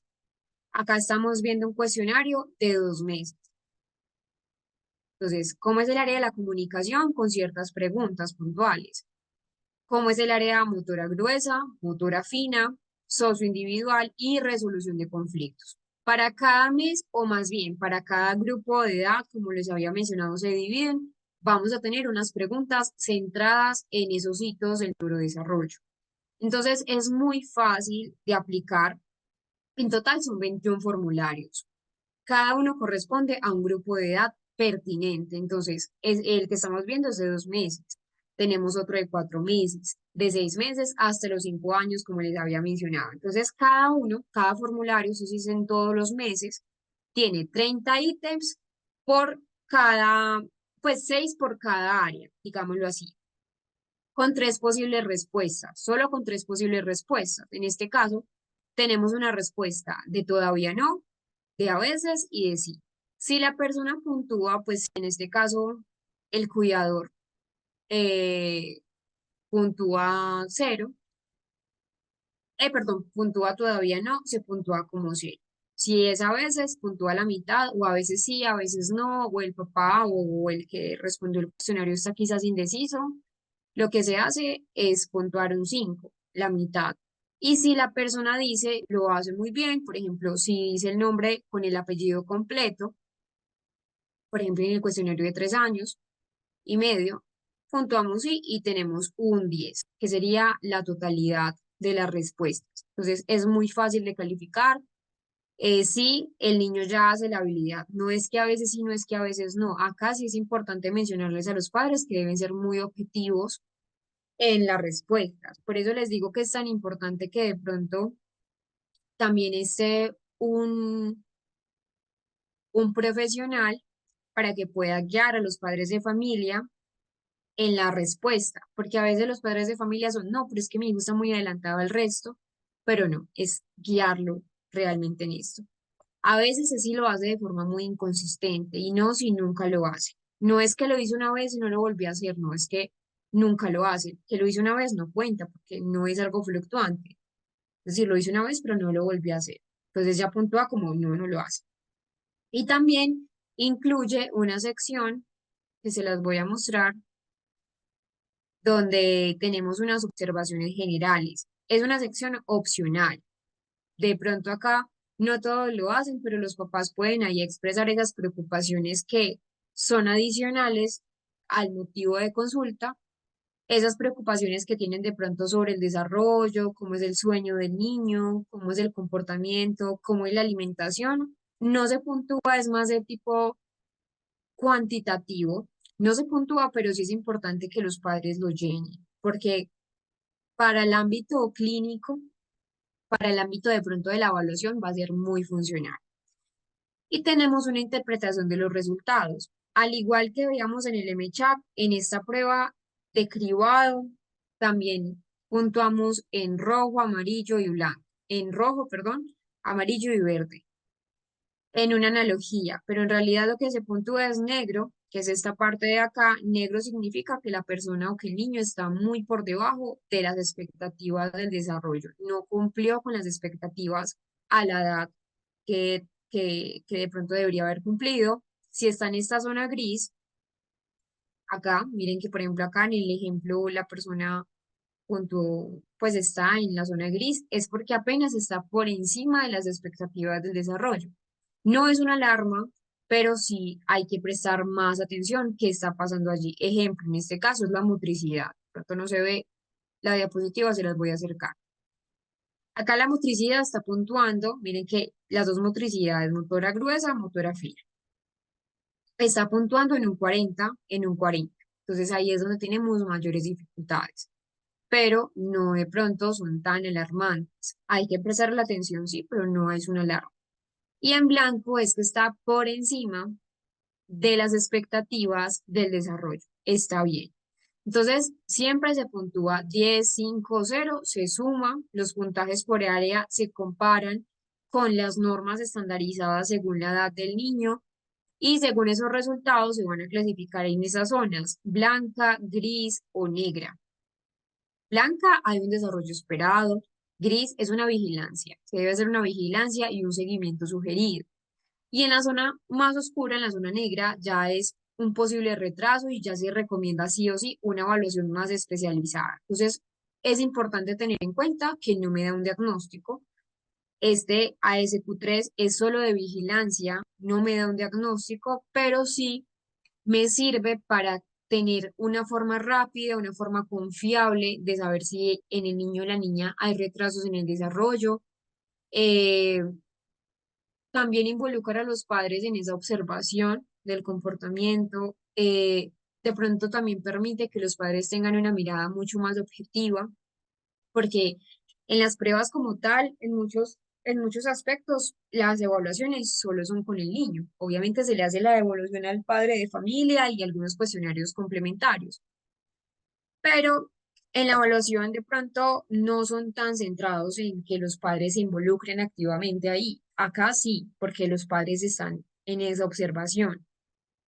Pero cuando nosotros, por ejemplo, tenemos un paciente que está en la zona negra, en la zona más oscura, facilita esas intervenciones tempranas, que son fundamentales en los primeros años de vida, lo que habíamos hablado de los periodos críticos y los periodos sensibles. Es muy útil en el contexto clínico porque nos da un seguimiento, nos da también un alto riesgo de pronto si el niño fue prematuro, entonces seguirle vigilando cómo son los factores ambientales. Como les menciono, cuando hablamos de un tamizaje, sea en el autismo o sea en cualquier trastorno del neurodesarrollo o sea un tamizaje en cualquier área, porque también hay tamizajes, por ejemplo, a nivel cognitivo, no se usa como tal para un diagnóstico. No, ayuda a determinar si la persona requiere una evaluación diagnóstica por expertos. Es, es la primera escala de esas escalas y de pronto necesitamos más profundidad. Entonces, el tamizaje requiere también de resultados, el tamizaje también requiere de un análisis clínico, entonces no es solamente decir, ah, sí, es que el niño está en esta área, o ah, sí, el niño está acá. No, es saber el por qué. Porque como les digo, también podemos tener esos falsos positivos. Y por eso la idea es que seamos también como profesionales, estar allí en esa herramienta específica, no solo que los padres lo utilicen como una herramienta al azar o una herramienta de pronto sin una experticia, sino que esté un profesional del área de la salud, un profesional en el tema del neurodesarrollo, mirando y regulando cómo se hacen las pruebas, cómo se ejecutan para que de pronto no existan falsos positivos o al contrario, falsos negativos, que también pueden haber.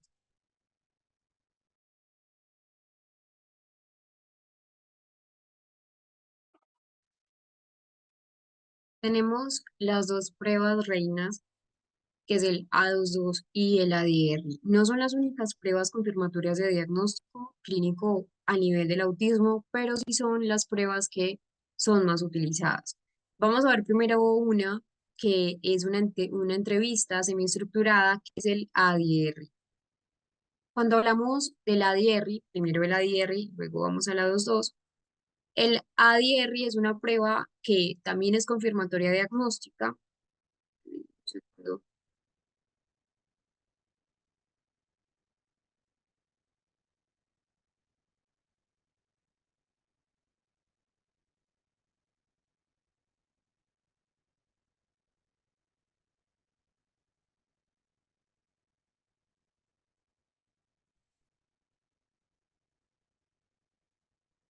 Ya. Entonces, el ADR es una entrevista semiestructurada. Permite entonces mirar si realmente en niños y en adultos hay trastorno del espectro autista. Em, es una entrevista y como es una entrevista clínica que es estandarizada, va dirigida a padres, a madres, a cuidadores pues principales de una persona con trastorno del espectro y para eso fue diseñada para dar un diagnóstico de autismo y digamos que junto con el A22 la idea es que todos se vuelven una prueba gol estándar para el diagnóstico del autismo. Entonces, el ADR sirve para explorar ese desarrollo temprano, esos comportamientos incluso del pasado, de lo que es el neurodesarrollo o los comportamientos actuales relacionados con esos tres dominios clásicos que ya hemos visto en el autismo. La interacción social, que sea recíproca, esa comunicación, el lenguaje y si existe o no esos comportamientos repetitivos, esos intereses de pronto erráticos, inusuales y si hay comportamientos restringidos. Entonces, el objetivo siempre es determinar con esa historia de la vida cotidiana del paciente, de la vida clínica, eh, si la persona cumple o no con esos criterios conductuales del autismo.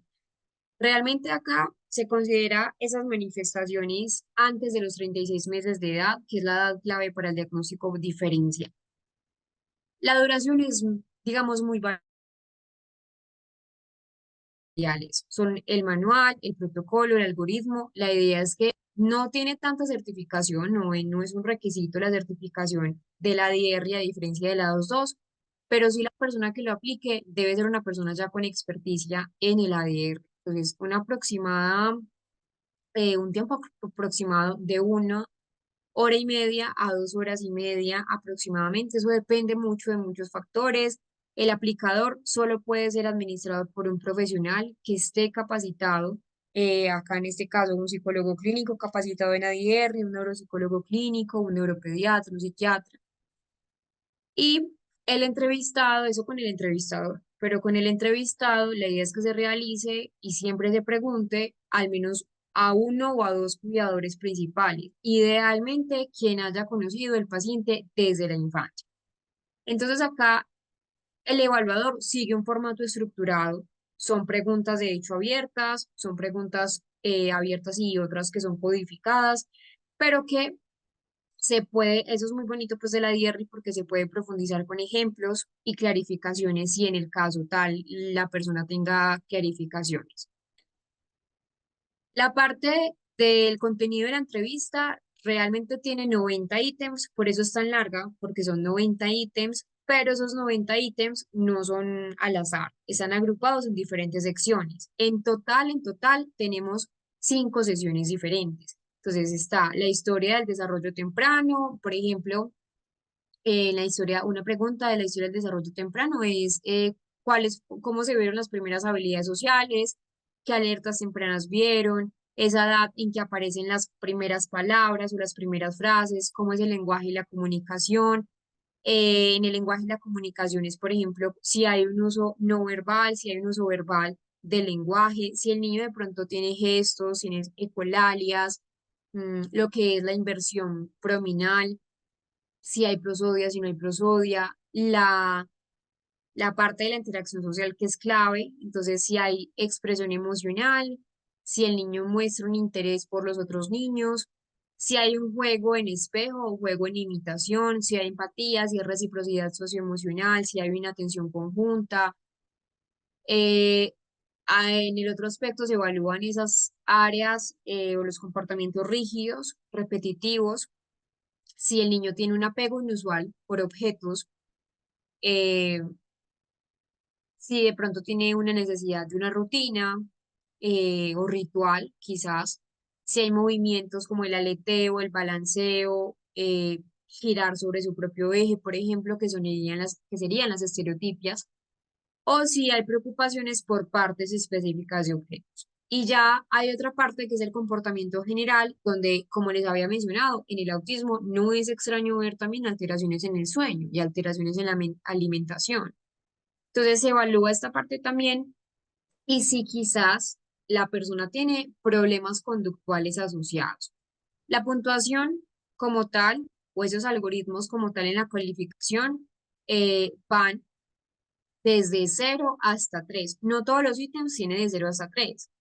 Los ítems se puntúan en esa escala, que esa escala de 0 a 3 lo que hace es mirar la gravedad o la presencia de la conducta observada. Entonces, si puntúa como un 0, es que no hay un comportamiento de estereotipia. Es un ejemplo, es un comportamiento típico, es un comportamiento normal. Recuerden, la normalidad desde el punto de vista estadístico no es el punto de vista correcto, pues no es lo correcto.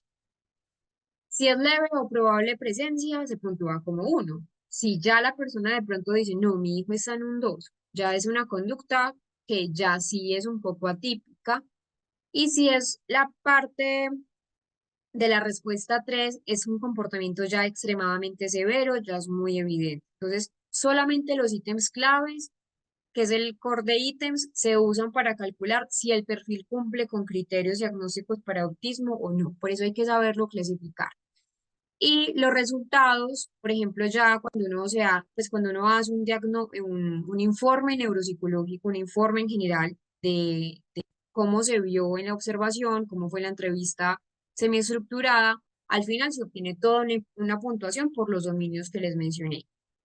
Y puntajes o puntuaciones se comparan con los puntos de corte clínico, es decir, la media poblacional. Si los puntajes de pronto superan los umbrales de lo típico, ya se considera que la historia del paciente es compatible con un diagnóstico de autismo.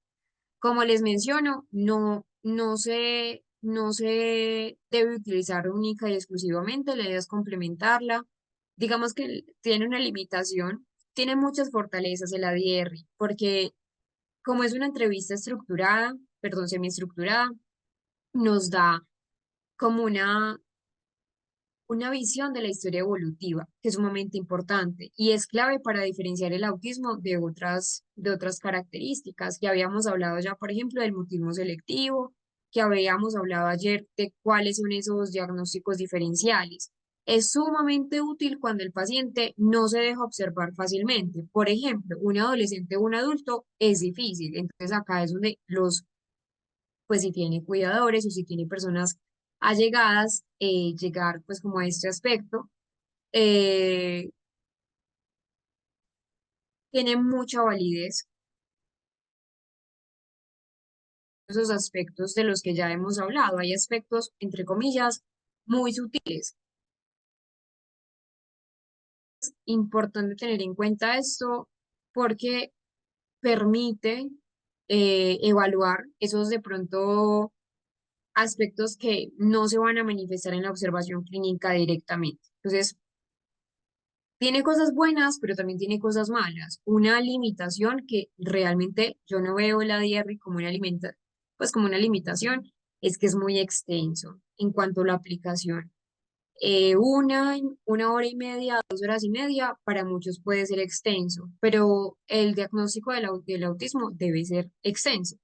Debe tener una mirada realmente muy clínica, porque a veces es difícil y como les digo, a veces hay diagnósticos que se pueden parecer. Entonces, siempre es importante darle la duración que debe estar. Sí puede generar fatiga para algunos cuidadores, pero eso es algo que se debe siempre, digamos, salvaguardar, darle la explicación como, mira, vamos a hacer esto, realmente es para beneficio de tu hijo, para esclarecer realmente si hay un autismo o no, para poderlo ayudar. Entonces, siempre explicarle que puede ser que sea algo fuerte. La idea es que se destine toda una sesión para ello, solo con los cuidadores.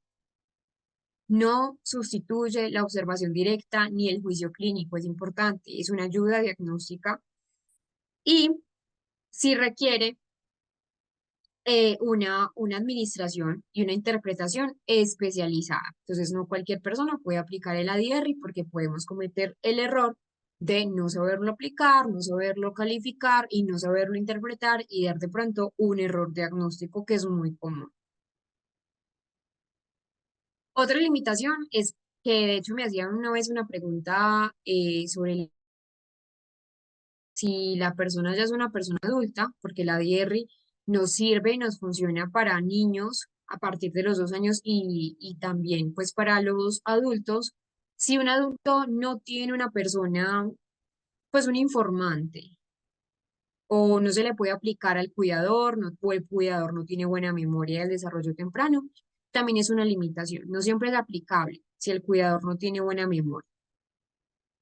Y vamos a ver otra, que es el A22, que es una prueba reina, es una prueba gold estándar. Creo que muchos han, han sabido o han escuchado sobre el A22. Hay una diferencia importante con el ADR, y es que en el A22 es más observacional, es una observación directa al paciente. Pero el ADR es una entrevista con cuidador. Entonces, por eso digo que son complementarias. Son dos pruebas gold estándar, pero que se complementan. Y la duración no es tan larga como el ADR, 30 a 60 minutos.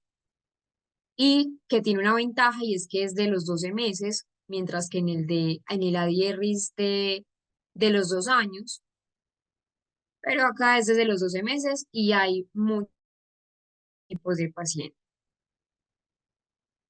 Eh, y como el A22 no tiene una evaluación evolutiva, por eso la idea es utilizar los dos, pues que sean. Entonces, en el A22 tenemos algo, y es que es una herramienta que eh, diagnosticar el trastorno del espectro autista a lo largo de todo el ciclo vital, desde esa infancia hasta la adultez. Y el propósito es muy observacional, es observar directamente esos comportamientos sociales, esos comportamientos a nivel comunicativo, cómo es, por ejemplo, el juego, cómo es el uso imaginativo, cómo es el uso simbólico, cómo es el uso de materiales en situaciones que son estructuradas, pero que son flexibles. Acá se mide todo, las competencias lingüísticas, la teoría de la mente, muchos aspectos que nos van a favorecer un diagnóstico. Entonces, ¿por qué se considera que es una prueba de oro? Es una prueba gold estándar en el diagnóstico de autismo. De hecho, es como la que más valoran, incluso un poco más que la de ERI, pero las dos son igual de valiosas. Son diferentes, sí, pero igual de valiosas. Porque eh, parte del gold estándar del diagnóstico del autismo, como el ADR. Ahí sí, que es esa entrevista que acabamos de ver. Entonces, tiene una alta validez, tiene una fiabilidad grande diagnóstica. La aplicación es directa, a diferencia de pronto del ADR, y por eso es complementaria, porque nos da una y es muy sensible, y es una prueba hecha y exclusivamente para el autismo. Entonces, por ejemplo, tiene mucha sensibilidad al, digamos, esos comportamientos más sutiles de manifestación del autismo. Es una, es una prueba que nos evalúa cómo es la interacción social, cómo es el lenguaje, la comunicación, cómo son las conductas estereotípicas. Acá tenemos los materiales. Los dos es la única Entonces, los materiales son varios. Miren, por ejemplo, acá tenemos una bañera con muchísimos materiales. Los materiales vienen con la prueba, junto con el manual y junto con pues, los cuestionarios, los módulos, que en total ya vamos a ver cuántos módulos son. Y es una prueba muy importante. Y cada uno de esos materiales viene con una instrucción para ser usado. Realmente es materiales que ya son, digamos, probados o estudiados para cada uno de los módulos. La idea no es cambiar, digamos, los materiales para no alterar tampoco esa confiabilidad.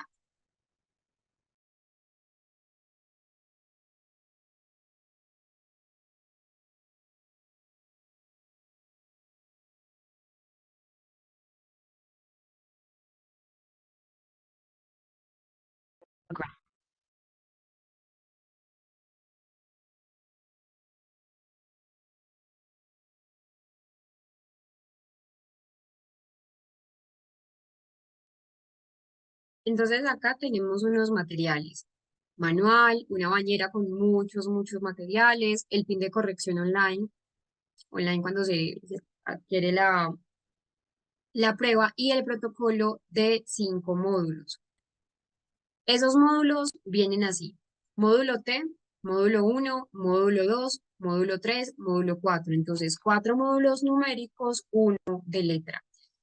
Para poder aplicar, o más bien cómo funciona esa aplicación de cada uno de los módulos, nosotros nos debemos, o debemos centrarnos en que los módulos son diferentes para tipos de personas con autismo o sospecha.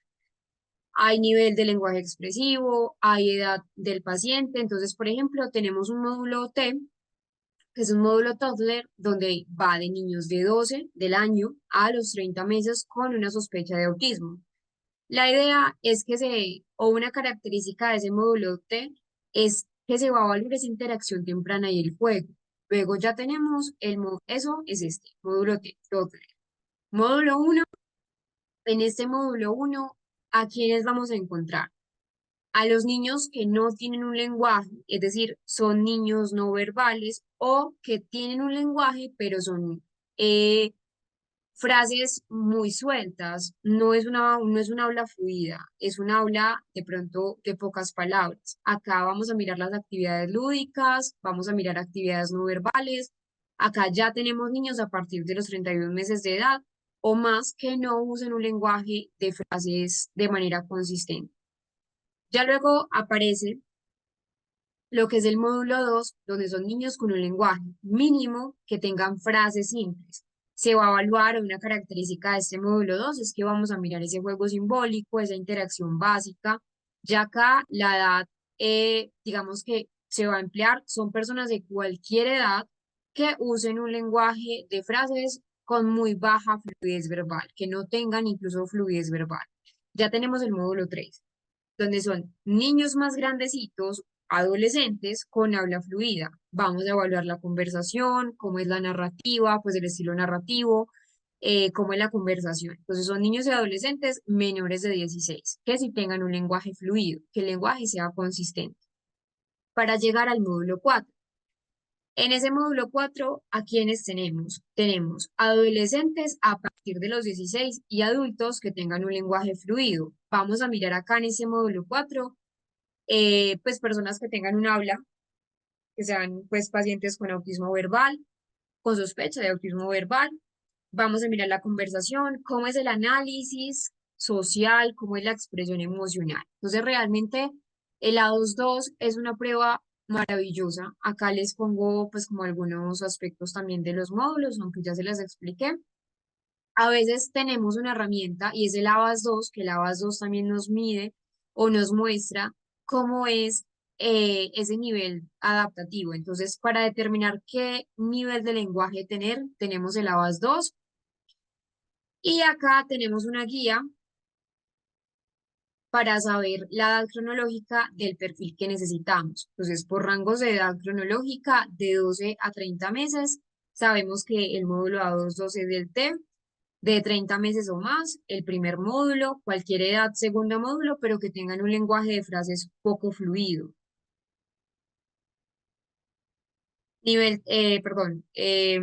Módulo 3, niños y adolescentes más jóvenes con una fluidez verbal y acá adolescentes y adultos, acá hasta los 16.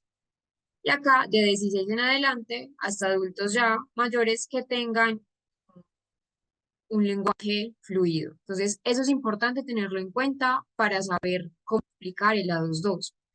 El A22 evalúa muchas áreas, es clave para el diagnóstico de autismo. De hecho, entonces, como les mencionaba, en estos módulos, en cada uno de los módulos, vamos a mirar cómo son esos déficits en la comunicación social, cómo es el contacto ocular, si es un contacto ocular atípico, si el niño, por ejemplo, en esa comunicación social tiene un uso limitado de gestos, si hay falta de reciprocidad socioemocional, si de pronto al iniciar una conversación le cuesta lo que es la reciprocidad en el lenguaje, si hay comportamientos con estereotipia, restringidos o rígidos, si hay intereses de pronto inusuales, si hay rigidez conductual, si hay reacciones sensoriales hipo o hiper. Miren que son aspectos que igual también vamos a encontrar en el ADR, pero la idea es que se complemente. Este es más observacional, mientras que la ADR es más desde los cuidadores. Entonces, es tener las dos perspectivas.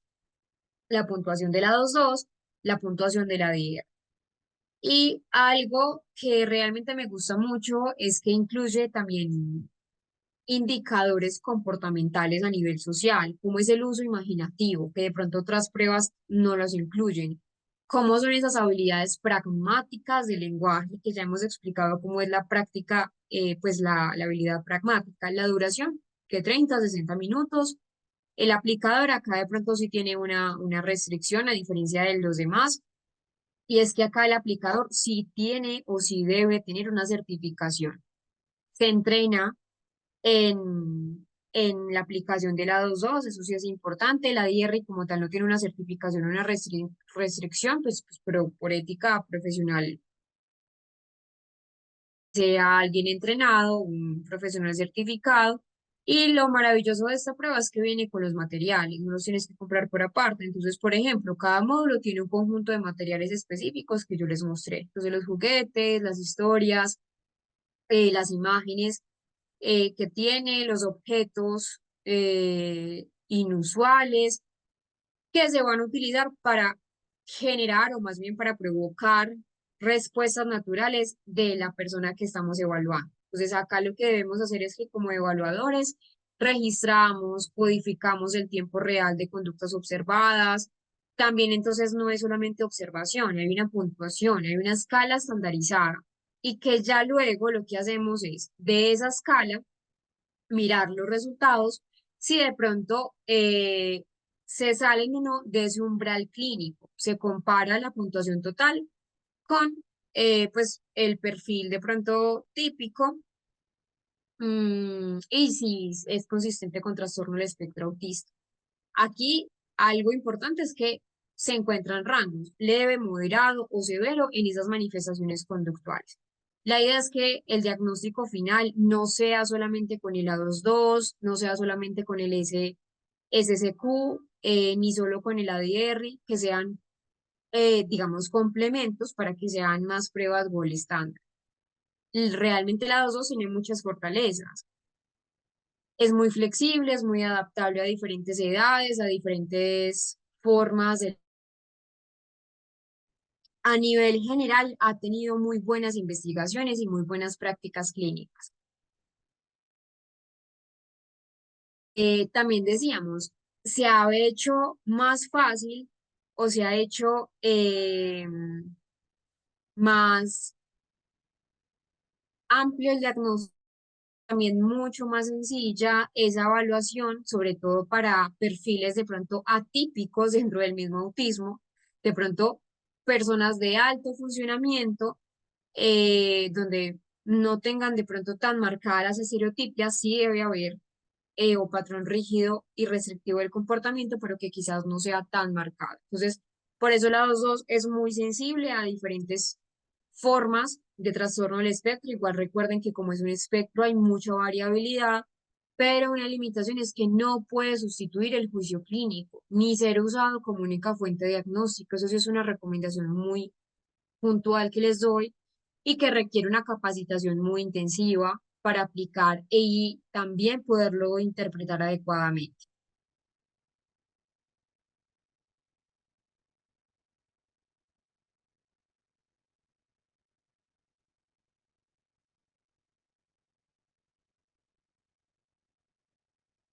Sí, acá en Colombia también es costoso, pero no sé si refieres a certificación o sí, sí, Julieta. No sé si te refieres, Juliana, a la certificación o la aplicación. Acá en Colombia también es costoso porque acá en Colombia, en el Sistema Nacional de Salud, eh, se manejan, digamos, póliza, de la póliza es de pronto como un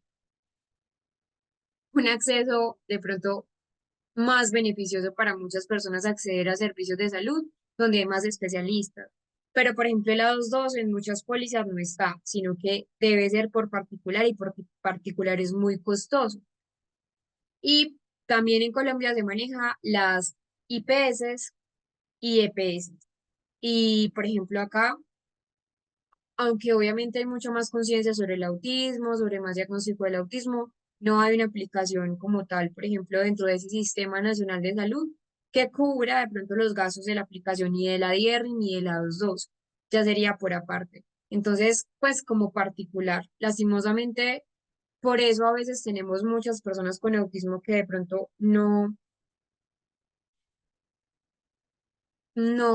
tienen un buen diagnóstico o ni siquiera son personas con autismo, sino que son personas de pronto con otro tipo de diagnóstico que parecen personas con autismo y no lo son, o viceversa, personas con autismo que tienen otros diagnósticos. Por eso es tan importante hacer un buen diagnóstico, no solamente en el autismo, en todo, en el TDAH, en cualquier otro aspecto, por ejemplo, a nivel del neurodesarrollo o en la parte emocional, hacer un buen diagnóstico si estamos trabajando, enfrentando depresión, si estamos enfrentando ansiedad, qué estamos enfrentando realmente, aunque no se trabaja con el diagnóstico, sino con la persona que tiene el diagnóstico, pues también es la línea base de lo que vamos a trabajar. Entonces, es sumamente importante.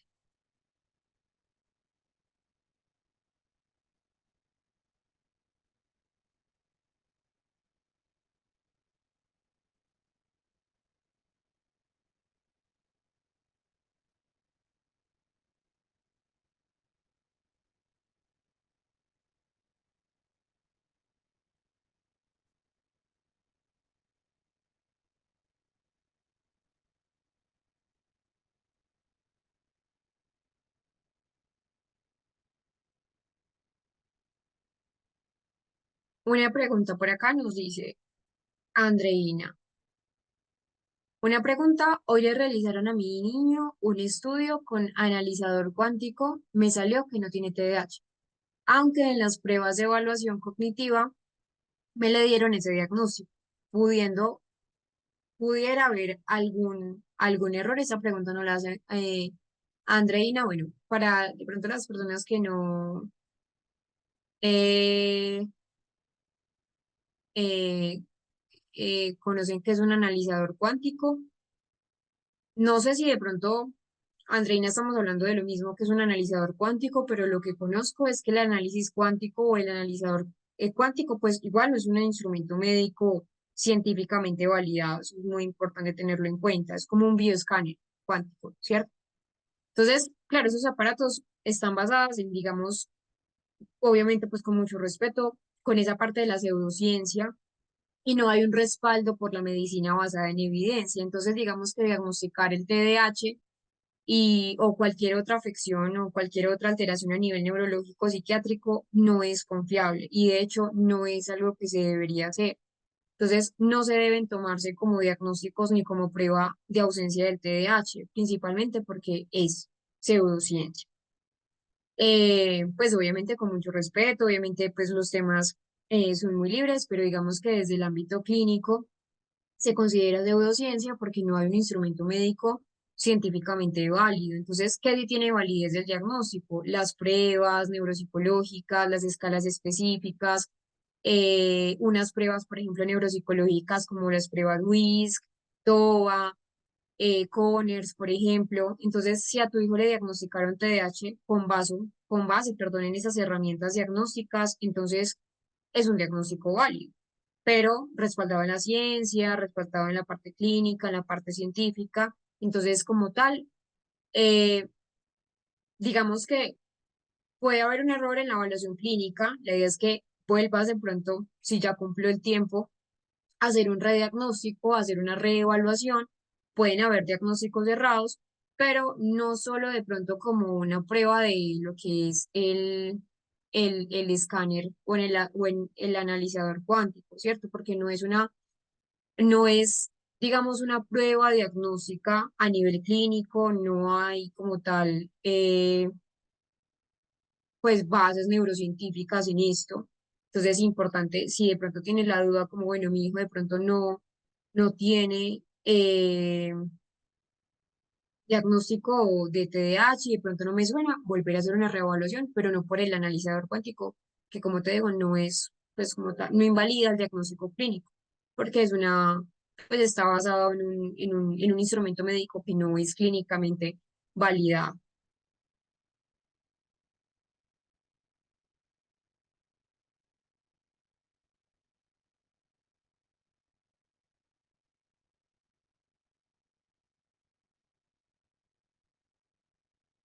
Sí, sí, María del Pilar, allí están.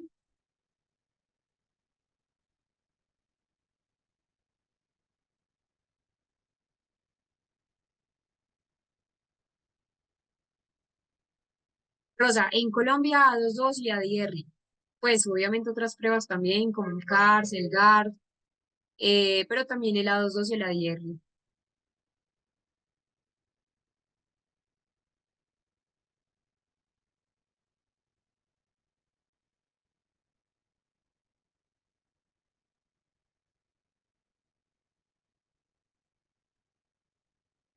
Bueno, entonces vamos a dejar acá. Muchísimas gracias eh, por,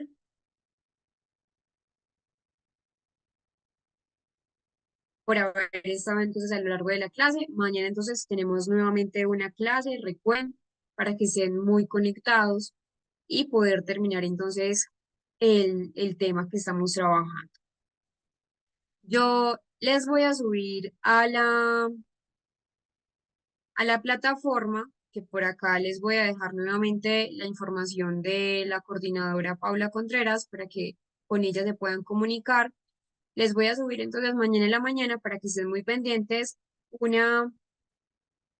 un ejemplo de cómo se puede ver el autismo en una mujer, que de hecho, pues hace dos clases estábamos hablando que a veces puede verse diferente, entre comillas diferente, pero igual debe tener pues la misma clasificación diagnóstica de una mujer a un hombre, pues es lo mismo, solamente que a veces a nivel social cambian ciertos aspectos. Entonces, para que estén muy pendientes del material, todo está almacenado en el Drive. También les voy a montar ahí herramientas y algunos libros que me he podido encontrar en pues en esta semanita, que igual siempre, todo el tiempo, les voy a estar actualizando pues como la información, los números de la coordinadora Paula, más 57 316 238 2081 y el otro, que igual también es más 57 318 849 2138.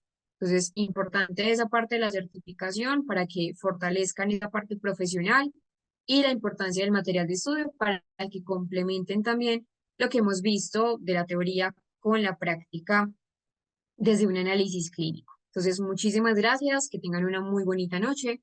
Nos vemos nuevamente mañana.